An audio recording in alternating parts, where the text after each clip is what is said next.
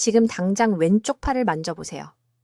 팔꿈치 바로 윗팔 안쪽을 세게 눌러보세요. 유난히 아픈가요? 마치 언제 생겼는지 기억나지 않는 깊은 멍 같은 느낌인가요? 이제 턱을 확인해 보세요. 귀 바로 아래를 눌렀을 때 약간 아픈가요? 이 질문 중 하나라도 해당된다면 제가 지금부터 하는 모든 말을 귀담아 들으셔야 합니다.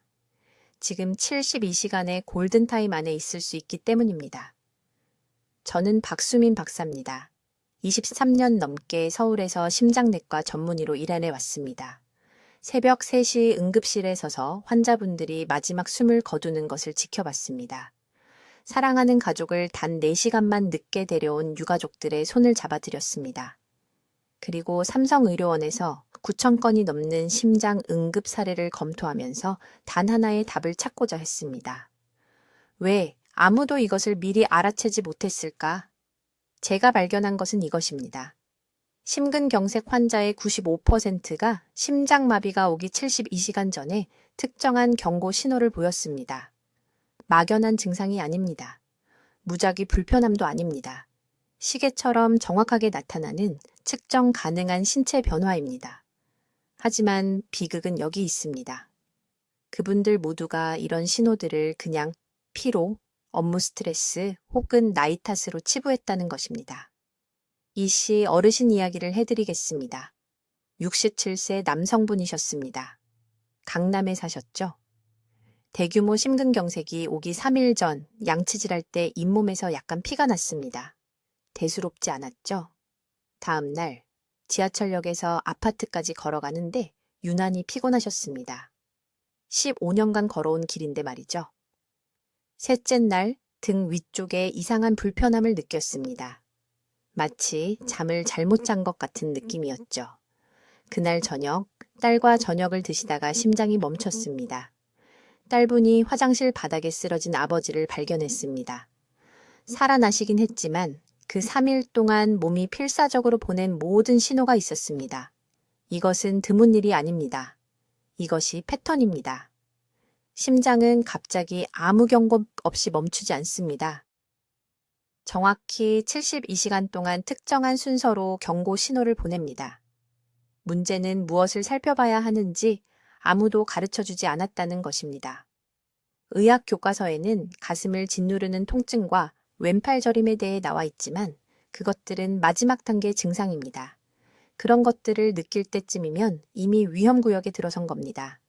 제가 말씀드리는 것은 정확히 3일 전에 일어나는 일입니다. 아직 조치를 취할 시간이 있을 때 말이죠.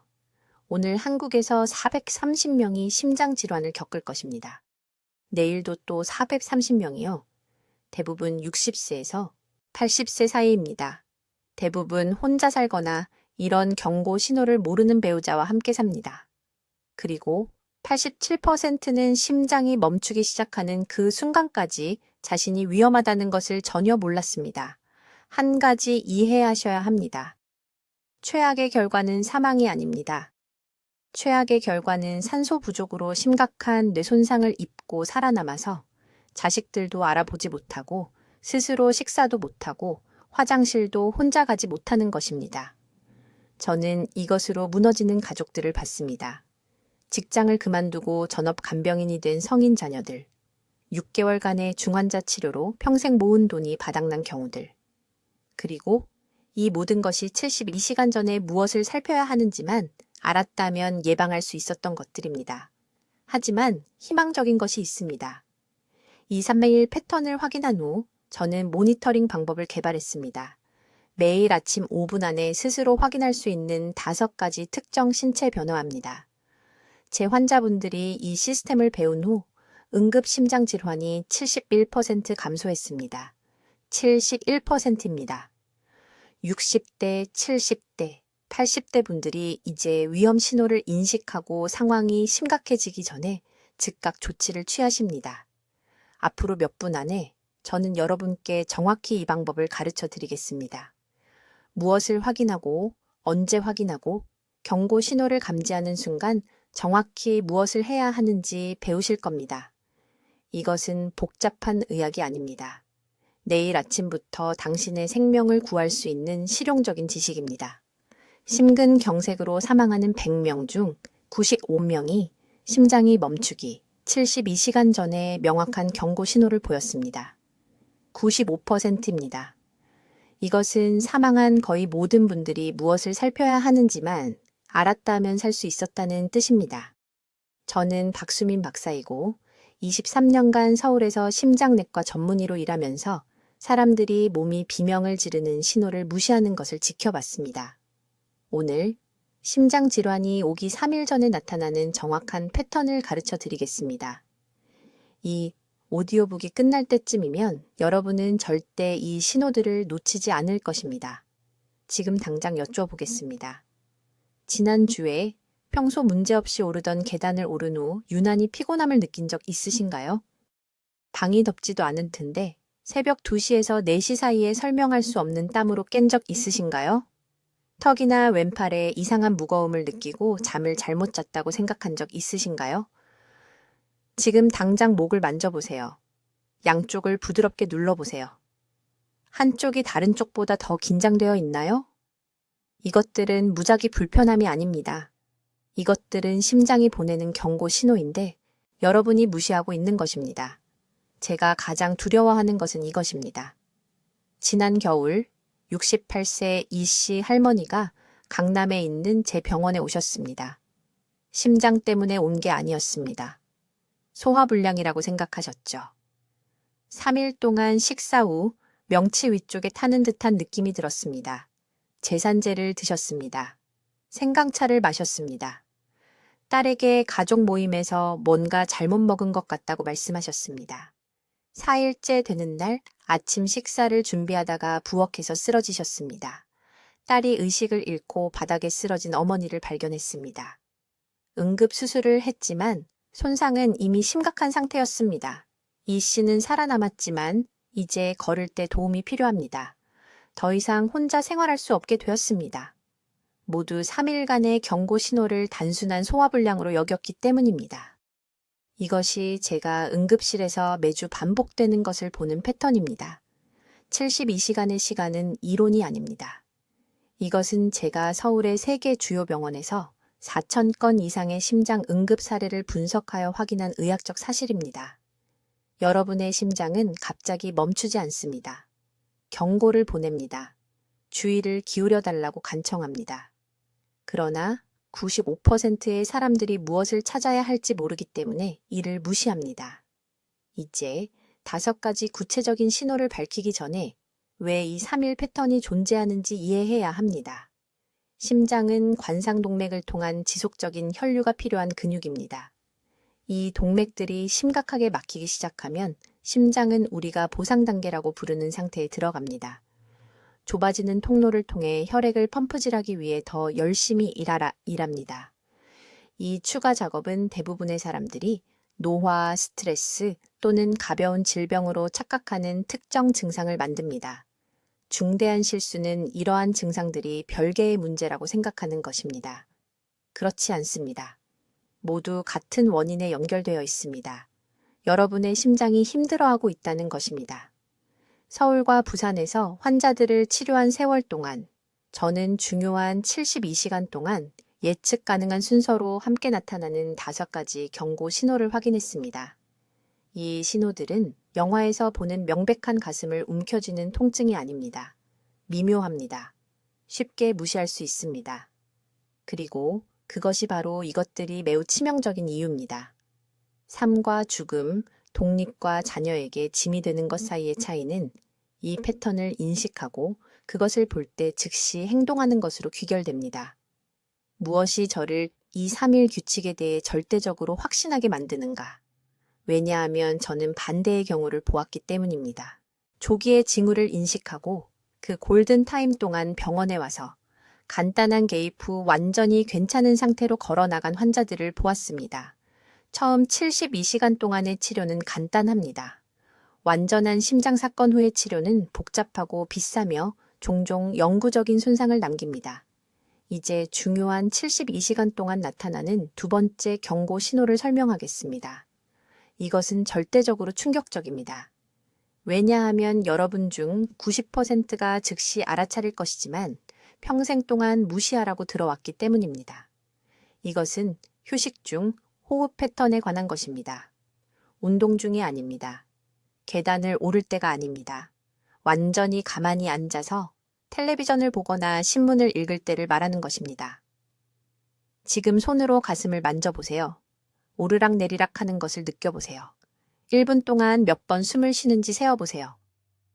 제가 기다리는 동안 지금 해보세요. 가만히 앉아있는 동안 1분에 18회 이상 호흡을 세웠다면 여러분의 심장은 이미 도움을 요청하고 있는 것입니다. 이것에 대해 절대적으로 분명히 하겠습니다. 건강한 안정시 호흡수는 분당 12회에서 16회 사이여야 합니다. 18회 이상은 심장이 산소를 효율적으로 펌프질하는 데 어려움을 겪고 있다는 것을 의미하며 따라서 몸이 더 빨리 호흡함으로써 필사적으로 보상하려고 하는 것입니다. 이것은 불안이 아닙니다. 단순히 건강이 나쁜 것이 아닙니다. 이것은 심혈관 시스템이 위험지대에 진입하고 있다는 것입니다. 저는 서울 삼성의료원의 응급 기록을 검토한 후 이 패턴을 발견했습니다. 18개월 동안 입원한 2,300명의 심장 환자 중 87%가 심장마비 3일 전에 안정시 호흡수 상승이 기록되어 있었습니다. 그러나 여기 비극이 있습니다. 그들 모두가 그것을 알아차렸습니다. 아무것도 하지 않는데 약간 숨이 찬 것을 느꼈습니다. 하지만 그들은 무시했습니다. 피곤하다고, 방이 답답하다고, 나이가 들어서 그렇다고 스스로에게 말했습니다. 강남구에 사는 이 씨에 대해 말씀드리겠습니다. 그는 68세였고 퇴직한 공무원이며 매우 규율적인 사람이었습니다. 그의 대규모 심장마비 3일 전 그의 아내는 그가 아침 식사 때 신문을 읽으면서 가쁘게 숨을 쉬는 것을 알아차렸습니다. 그녀가 물어봤습니다. 그가 뭐라고 했는지 아십니까? 저녁에 먹은 매운 김치 탓으로 돌렸습니다. 소화불량이 있는 것 같다고 말했습니다. 그 무시가 그를 거의 죽일 뻔했습니다. 이 씨가 마침내 우리 응급실에 도착했을 때 그의 심장은 30% 용량으로만 펌프질하고 있었습니다.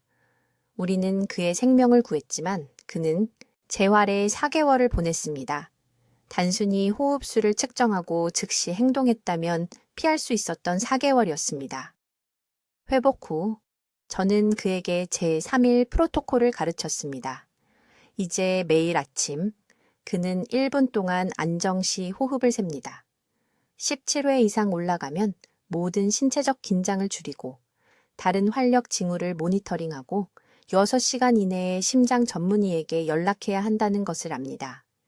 이 호흡 변화에 대해 이해해야 할 것이 있습니다. 갑자기 일어나지 않습니다. 호흡수는 72시간 동안 점진적으로 증가합니다. 첫째 날 분당 16회일 수 있습니다. 둘째 날 18회, 셋째 날 22회, 22회에 도달하면 골든타임 안에 있는 것입니다. 심장은 이미 심각한 스트레스를 받고 있습니다.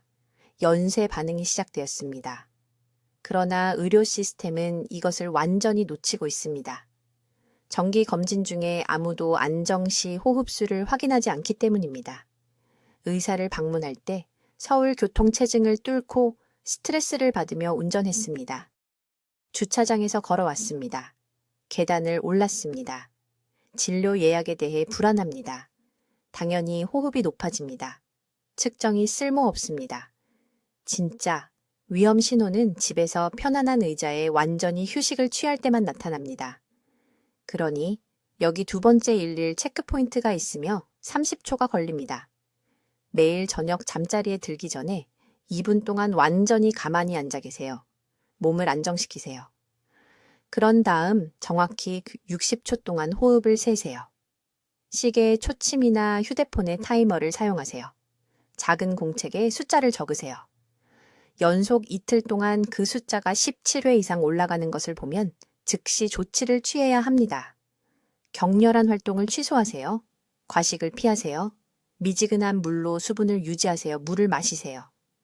그리고 가장 중요한 것은 제가 이 오디오북에서 가르쳐드리는 다른 경고 신호들을 주의 깊게 관찰하는 것입니다.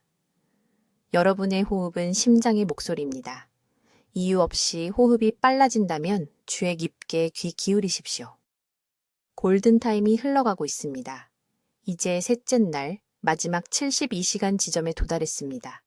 이곳이 바로 대부분의 사람들이 자신도 모르는 사이에 운명을 결정짓는 곳입니다. 매우 주의 깊게 들으십시오. 셋째 날은 여러분의 몸이 속삭임을 멈추고 비명을 지르기 시작하는 때입니다. 하지만 여러분이 이해하도록 배운 적 없는 언어로 비명을 지릅니다. 세 번째 중요한 신호는 제가 피로의 역설이라고 부르는 것입니다. 평소와 같은 시간만큼 잠을 잤는데도 잠자리에 들었을 때보다 더 피곤한 상태로 깨어납니다. 하지만 여기 모든 사람이 놓치는 치명적인 세부사항이 있습니다. 이것은 일반적인 피로가 아닙니다. 이것은 작은 일조차도 엄청나게 어렵게 느껴지게 만드는 특정한 종류의 압도적인 피로입니다. 의자에서 일어설 때 잠시 멈춰 서야 합니다. 화장실까지 걸어갈 때 약간 숨이 찹니다. 계단을 오를 생각을 하면 실제로 그 수고를 할 가치가 있는지 고민하게 됩니다. 여러분의 심장이 효율적으로 펌프질을 하지 못하고 있어서 장기들이 충분한 산소를 공급받지 못하고 있습니다. 여러분의 뇌는 이것을 피로로 해석합니다. 근육이 무겁게 느껴지는 이유는 문자 그대로 산소가 포함된 혈액을 갈망하고 있기 때문입니다. 하지만 여러분은 스스로에게 그저 잠을 잘 못 잤다고 말합니다. 나이가 들어서 그렇다고 말합니다. 아침 커피를 마시면 나아질 거라고 말합니다. 제게 한 환자가 있었습니다. 서울 강남구에 사시는 68세 이 씨였습니다. 그분은 형이 심장마비로 갑자기 사망한 지 3개월 후에 제 진료실에 오셨습니다. 이 씨는 겁에 질려 계셨습니다. 자신이 위험에 처하지 않았는지 확인하고 싶어 하셨습니다. 상담 중에 저는 간단한 질문을 했습니다. 지난주에 평소와 다르게 피곤함을 느끼셨습니까? 그분은 웃으며 말씀하셨습니다. 박 원장님, 저는 68세입니다. 항상 피곤하죠. 그래서 저는 더 구체적으로 물었습니다. 전화를 받으려고 일어날 때 통화 후 바로 다시 앉아야 할 것 같은 느낌이 드십니까? 그분은 웃음을 멈췄습니다. 눈을 크게 뜨고 저를 바라보셨습니다.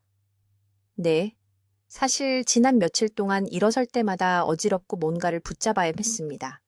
어떻게 아셨습니까? 저는 즉시 검사를 진행했습니다. 그분의 심장효소 수치가 상승해 있었습니다. 심전도는 심장이 심각한 스트레스를 받고 있음을 나타내는 미묘한 변화를 보여주었습니다. 우리는 당일로 그분을 입원시켰습니다. 그 대화 후 18시간 이내에 그분이 모니터링 장비가 갖춰진 우리 심장병동에 안전하게 입원해 계시는 동안 주요 관상동맥 사건이 발생했습니다. 우리는 셋째 날을 포착했기 때문에 그분의 생명을 구할 수 있었습니다. 만약 그분이 그날 집으로 돌아가셨다면, 만약 그 피로를 정상적인 노화로 여기셨다면 24시간 이내에 아파트에서 혼자 쓰러지셨을 것입니다. 그분의 아내는 부산에 계신 딸을 방문 중이셨습니다. 도움을 요청할 사람이 아무도 없는 상태로 거실 바닥에서 사망하셨을 것입니다. 셋째 날의 네 번째 신호는 갑작스러운 소화장애입니다. 위가 불편하게 느껴집니다. 특히 아침에 예상치 못한 메스꺼움을 경험할 수 있습니다. 평소 먹던 제산제에도 반응하지 않는 특이한 속쓰림이 있을 수 있습니다. 어떤 사람들은 식이 원인 없이 갑작스러운 설사나 변비를 겪기도 합니다. 왜 이런 일이 발생할까요? 여러분의 심혈관계와 소화계는 같은 자율신경계의 통제를 공유합니다. 심장이 위기 모드에 들어가면 중요한 기능을 지원하기 위해 소화기관으로부터 혈류를 재배치합니다. 여러분의 장은 혼란으로 반응합니다. 대부분의 사람들은 뭔가 잘못 먹었다고 생각합니다. 위장약을 먹습니다. 완전히 무시합니다. 자신의 소화계가 심장이 고장나고 있다는 긴급 신호를 보내고 있다는 것을 전혀 알지 못합니다. 다섯 번째이자 마지막 신호는 천 조절 실패입니다. 다른 사람들은 편안한데 여러분은 춥게 느껴집니다. 또는 이유 없이 갑자기 땀을 흘립니다. 특히 이마와 위십술에 식은땀이 납니다. 밤에 셔츠가 축축한 상태로 깰 수 있지만 덥지는 않습니다. 따뜻한 방에서도 손발이 얼음처럼 차갑게 느껴집니다. 이것은 말초 순환 붕괴입니다. 여러분의 몸이 중요 장기로의 혈류를 우선시하고 사지를 포기하고 있는 것입니다. 이것은 적색 경보 긴급 신호입니다. 만약 제가 언급한 다른 신호와 함께 식은땀을 경험한다면 즉시 응급실에 가야 합니다. 내일이 아닙니다. 아침 식사 후가 아닙니다. 지금 당장입니다. 제가 무슨 말씀을 드리는지 이해하시겠습니까? 70일씩 워지진진 내요한실 이 시간에 걸친 이 5가지 신호가 여러분의 유일한 경고입니다. 이것이 여러분의 골든타임입니다. 셋째 날 이후 기회의 창은 닫히고 다음에 일어나는 것은 더 이상 경고가 아닙니다. 그것은 사건 그 자체입니다. 이제 매우 주의 깊게 들으십시오. 이 4번째 경고 신호는 대부분의 사람들이 완전히 무시하는 것이며 가장 위험한 것입니다. 저는 그 중요한 72시간 동안 수면 패턴의 갑작스러운 변화에 대해 말씀드리고 있습니다. 무슨 일이 일어나는지 설명하겠습니다. 여러분의 심장은 뇌가 뭔가 잘못되었다는 것을 깨닫기 훨씬 전에 문제가 있다는 것을 압니다. 심장계가 고통 모드에 들어가면 여러분의 몸은 필사적으로 스스로를 보호하려고 합니다. 가장 먼저 하는 일 중 하나가 수면 주기를 방해하는 것입니다. 하지만 여러분이 생각하는 방식이 아닙니다. 대부분의 사람들은 심장 문제가 불면증을 유발한다고 믿습니다. 불안이나 가슴 불편함 때문에 잠들 수 없다고 생각합니다. 그것은 완전히 틀렸습니다. 서울대학교 병원에서의 20년간 제가 관찰한 패턴은 정반대입니다. 환자들은 평소보다 더 많이 잔다고 보고합니다. 비정상적인 시간에 갑자기 극도로 피곤함을 느낍니다. 평소에는 전혀 낮잠을 자지 않는데 오후에 긴 낮잠을 잡니다. 저녁 식사 직후 소파에서 잠들어 버립니다. 9시간이나 10시간을 자고도 여전히 피곤한 상태로 깹니다. 지금 가슴에 손을 대고 이번 주를 생각해 보십시오. 평소보다 더 오래 잤는데도 더 피곤함을 느끼셨습니까? 그것이 여러분 심장의 고통 신호입니다. 여러분의 심혈관계가 기본 기능을 유지하기 위해 너무 열심히 일하고 있어서 당신의 몸에서 모든 에너지를 빼앗아 갑니다. 잠을 자도 더 이상 개운하지 않습니다. 왜냐하면 심장이 휴식 중에 제대로 회복할 수 없기 때문입니다. 강남구에 사시는 이 여사님에 대해 말씀드리겠습니다. 68세였고 매우 활동적이었으며 항상 손주들과 바쁘게 지내셨습니다. 작년 10월에 딸에게 평소와 다르게 너무 피곤하다고 말씀하셨습니다. 사흘 연속으로 아침 9시까지 주무셨는데 평소에는 6시에 일어나셨습니다. 오후 낮잠도 주무셨습니다. 그냥 나이 드는 건가, 감기 기운이 있나 생각하셨습니다. 나흘째 되는 날 부엌에서 대규모 심장마비로 쓰러지셨습니다. 다행히 딸이 방문 중이어서 즉시 구급차를 불렀습니다. 이 여사님은 살아나셨지만 나중에 제게 극심한 피로가 심장 경고 신호인 줄 알았다면 첫날 병원에 왔을 거라고 말씀하셨습니다. 여기 반드시 이해하셔야 할 중요한 점이 있습니다. 이 피로감은 일반적인 피로와 다릅니다. 일반적인 피로는 쉬고 나면 좋아집니다. 이 심장성 피로는 아무리 많이 자도 나아지지 않습니다. 피곤한 상태로 일어납니다. 몸이 무겁게 느껴집니다. 설거지나 빨래 개기 같은 간단한 일도 지치게 만듭니다. 계속 앉고 싶어집니다. 이 수면 경고의 2번째 부분은 훨씬 더 구체적입니다. 이것에 주의를 기울이십시오. 많은 환자들이 그 72시간 동안 새벽 2시에서 4시 사이에 깨어난다고 보고합니다. 갑자기 깨는데 때로는 막연한 불안감과 함께 깹니다. 통증 때문이 아닙니다. 악몽 때문도 아닙니다. 그냥 설명할 수 없는 각성입니다. 이것은 심장 박동이 불안정해지고 있기 때문에 발생합니다. 당신 몸의 경보 시스템이 도움을 받으라고 깨우려는 것입니다. 이것을 진지하게 받아들이셔야 합니다. 이번 주에 평소와 다른 피로감을 새벽 일찍 깨는 것과 함께 경험하셨다면 지금 바로 위험 구간에 있는 것입니다. 다음 주가 아닙니다. 다음 달도 아닙니다. 바로 지금입니다. 그냥 더 쉬면 된다고 생각하는 실수를 하지 마십시오. 너무 열심히 일해서 그런 거라거나 나이 들어서 그런 거라고 스스로에게 말하지 마십시오. 당신의 심장은 변명에 관심이 없습니다.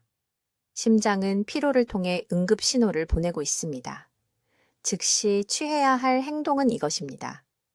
이틀 연속 비정상적으로 피곤하다고 느꼈다면, 특히 우리가 논의한 다른 경고 신호 중 하나라도 경험하고 있다면 24시간 이내에 심장 검사를 받아야 합니다. 응급실에 가십시오. 의사에게 전화하십시오. 주말이라고 월요일까지 기다리지 마십시오. 가족 모임이나 중요한 회의가 끝날 때까지 기다리지 마십시오. 골든타임은 지금입니다. 당신의 심장이 주의를 기울여 달라고 애원하고 있습니다. 이제 심장마비 전 그 중요한 70이 시간 동안 나타나는 5번째이자 가장 무서운 경고 신호를 설명하겠습니다. 이것은 너무 미묘해서 제 환자의 98%가 완전히 놓쳤고 지금 극도로 주의 깊게 들으셔야 합니다. 5번째 신호는 제가 수면 온도 패턴의 급격한 변화라고 부르는 것입니다. 주의 깊게 들으십시오. 주요 심장 사건 전 사흘 동안 당신 몸의 내부 온도 조절 장치가 고장납니다. 방 온도는 변하지 않았는데도 새벽 정확히 2시나 3시에 차가운 땀에 흠뻑 젖어 깰 수 있습니다. 또는 정반대의 현상이 일어납니다. 몇 달 동안 편안하게 지낸 똑같은 이불 아래서 갑자기 얼어붙을 듯이 춥게 느껴집니다. 이것은 갱년기가 아닙니다. 단순히 나이 드는 것도 아닙니다. 이것은 당신의 자율신경계가 심장이 힘들어하고 있다고 소리 지르는 것입니다. 심장 기능이 저하되기 시작하면 당신의 몸은 수면 중 천을 제대로 조절하는 능력을 잃습니다. 의학 용어로는 자율신경 조절 장애라고 하지만 간단히 잠자는 동안 울리는 몸의 비상경보라고 기억하시기 바랍니다. 여기 주의해야 할 정확한 패턴이 있습니다. 70이 시간 이내에 이틀 연속 평소와 다른 식은땀이나 오한을 경험하고 이것이 평소 패턴과 다르다면 당신의 심장이 중요한 경고를 보내고 있는 것입니다. 저는 서울대학교 병원에서 4,000건이 넘는 응급 입원 기록을 검토했는데 이 천교란이 심장 사건 전 사흘 이내에 87%의 사례에서 나타났습니다. 지난 겨울 강남에 있는 제 병원에서 치료한 환자에 대해 말씀드리겠습니다. 68세의 이 선생님, 은퇴한 학교 교사였습니다. 이틀 밤 연속으로 새벽 3시에 잠옷이 차가운 땀에 완전히 젖어 깨어났습니다. 부인이 의사를 만나라고 했지만 그는 무시했습니다. 난방을 올려서 그런 거라고 말했습니다.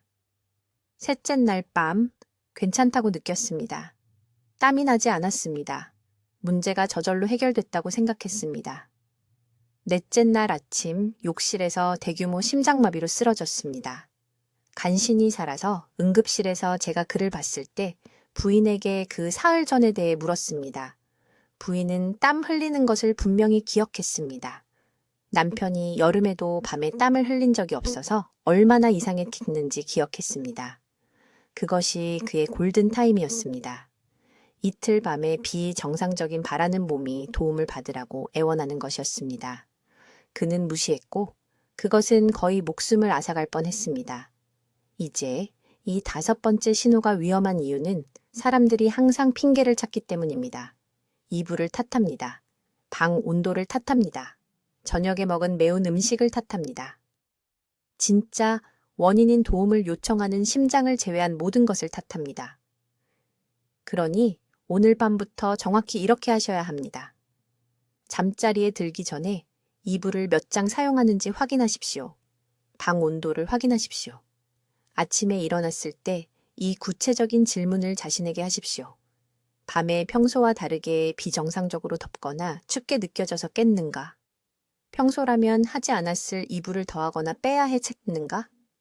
답이 예라면 즉시 적어 두십시오. 다음 날 밤에 다시 일어난다면 24시간 이내에 조치를 취해야 합니다. 가슴 통증을 기다리지 마세요. 호흡 곤란을 기다리지 마세요. 그런 증상들은 절대 오지 않을 수도 있고 너무 늦게 올 수도 있습니다. 천변화는 가장 빠른 경고 신호이며 재앙을 완전히 예방할 수 있는 중요한 3일의 시간, 창 바로 초반에 나타납니다. 이것이 제가 서울에 있는 제 병원의 60세 이상 모든 환자분들께 침대 옆에 간단한 노트를 두라고 말씀드리는 이유입니다. 매일 아침 수면 중 천에 대해 한 문장을 적으세요. 10초면 됩니다. 이 간단한 습관이 제 병원에서만 수십 명의 생명을 구했습니다.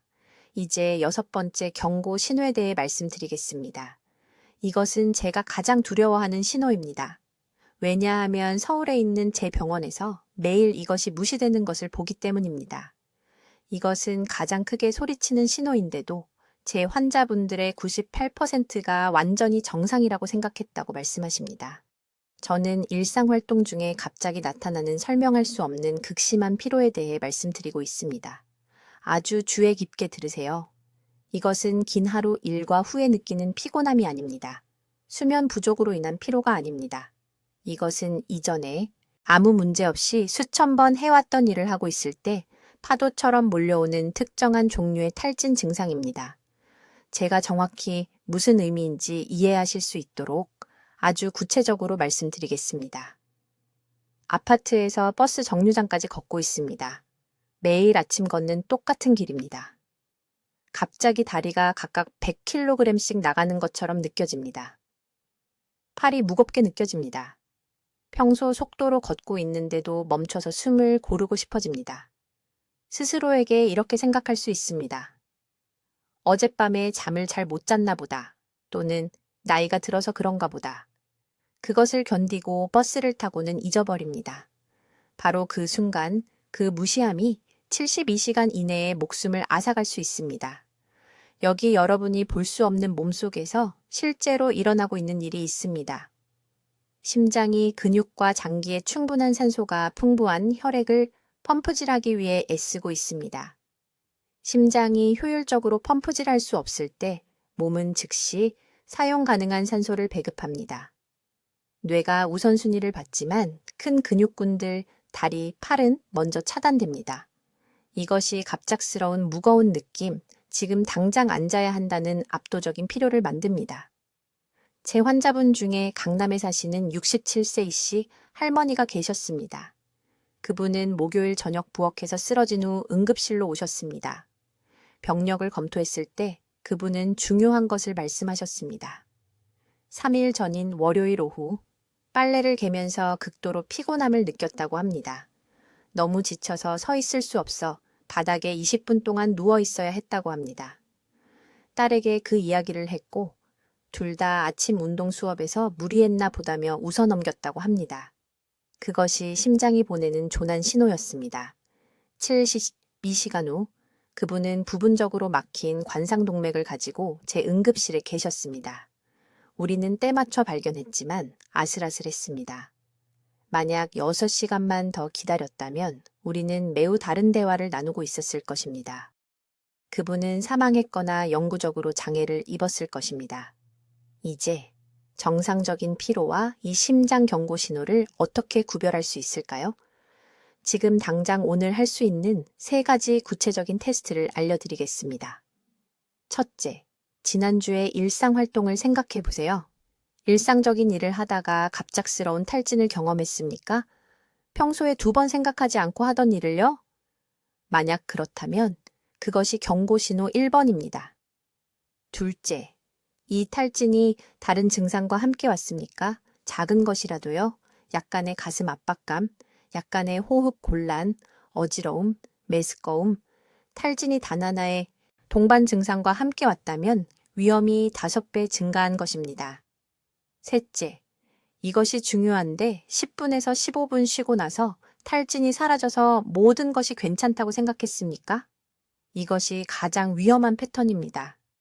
심장이 문제가 있다는 것을 보여주고 있다가 일시적으로 보상하여 위험이 지나갔다고 착각하게 만듭니다. 위험은 지나가지 않았습니다. 카운트다운이 시작된 것입니다. 지금 바로 적으세요. 일상 활동 중에 설명할 수 없는 탈진을 경험한다면 1시간 이내에 혈압을 확인해야 합니다. 내일이 아닙니다. 다음 주가 아닙니다. 1시간 이내에요.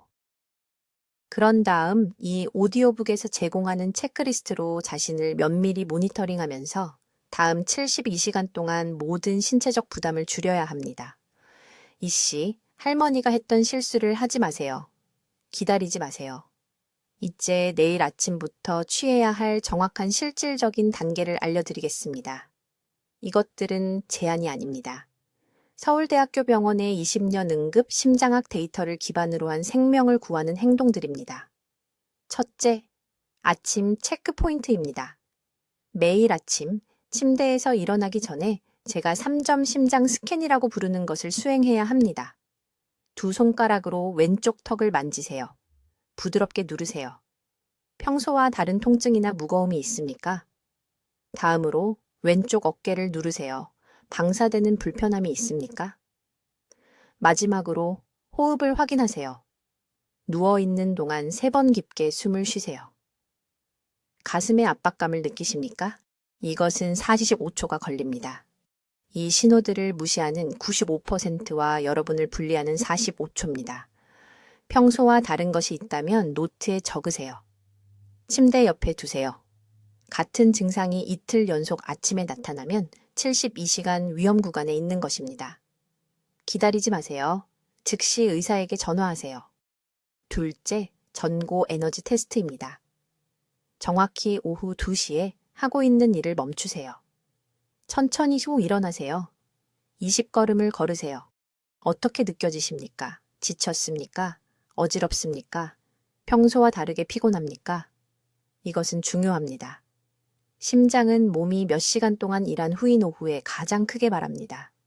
심장 질환이 있었던 제 환자분들의 78%가 심장마비를 겪은 분들이 제게 말씀하시길 사흘 전부터 오후만 되면 이상한 피로감을 느꼈다고 합니다. 그분들은 이를 무시했습니다. 그냥 나이 탓이라고 생각했죠. 나이 때문이 아니었습니다. 심장이 도움을 간절히 요청하는 신호였습니다. 셋째, 잠들기 전 부종 확인입니다. 매일 밤 엄지손가락으로 발목을 5초간 눌러보세요. 손을 떼었을 때 눌린 자국이 그대로 남아 있습니까? 양쪽 발목을 다 확인하세요. 손가락도 확인하세요. 반지를 쉽게 뺄 수 있습니까? 아니면 꽉 끼어 있습니까? 갑작스런 체액 저류는 심장이 효율적으로 펌프질하는 데 어려움을 겪고 있다는 신체의 경보 시스템이 비명을 지르는 것입니다. 이것은 황금 시간대의 경고입니다. 만약 이 증상이 아침턱, 불편감과 함께 나타난다면 반드시 12시간 내에 조치를 취해야 합니다. 넷째, 이것은 절대 타협할 수 없는 사항인데 즉시 소금을 줄여야 합니다. 조금 줄이라는 말이 아닙니다. 내일부터 현재 섭취량의 절반으로 줄이라는 뜻입니다. 하루 총 1티스푼 이하로만 드세요. 여기에는 모든 가공식품, 모든 외식 음식, 모든 것이 포함됩니다. 높은 나트륨은 위험기간 동안 불에 기름을 붓는 격입니다. 소금 대신 레몬즙, 마늘, 후추로 대체하세요. 심장은 다음 주가 아닌 지금 당장 여러분이 이렇게 해주길 필요로 합니다. 다섯째, 따뜻한 물로만 수분을 섭취하세요. 깨어있는 동안 2시간마다 미지근한 물 1컵을 드세요. 찬물은 신체에 충격을 주고 혈관을 수축시킵니다. 따뜻한 물은 순환을 돕고 혈액이 원활하게 흐르도록 합니다.